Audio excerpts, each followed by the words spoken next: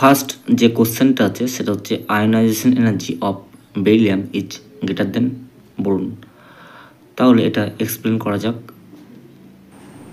বেরিলিয়ামের atomic number হচ্ছে 4। Beryllium atomic number 4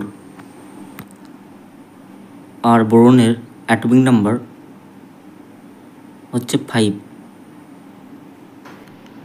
তাহলে এবার এদের ইলেকট্রন কনফিগারেশন করে দেখি। এখানে বেরিলিয়াম 1s2 2s2,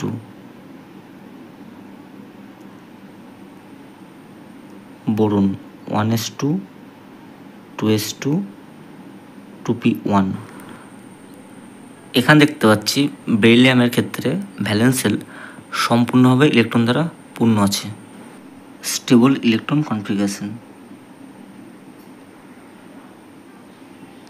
সেই জন্য বেরিলিয়ামের ভ্যালেন্স শেল থেকে ইলেকট্রন রিমুভ করতে এনার্জি বেশি লাগবে, তাই বেরিলিয়ামের আয়নাইজেশন এনার্জি বোরনের থেকে বেশি হবে। নেক্সট যে কোশ্চেনটা আছে সেটা হচ্ছে ionisation energy of nitrogen is greater than oxygen. এখানে নাইট্রোজেনের অ্যাটমিক নাম্বার হচ্ছে 7, অক্সিজেনের 8। নাইট্রোজেন ইলেকট্রন কনফিগারেশন হবে 1s2 2s2 2p3। অক্সিজেনের হবে 1s2 2s2 2p4।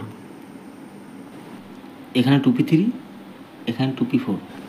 নাইট্রোজেনের ইলেকট্রন কনফিগারেশন স্টেবল, যেহেতু হাফ ফিল্ড, সেই জন্য নাইট্রোজেনের আয়নাইজেশন এনার্জি অক্সিজেনের থেকে বেশি হবে।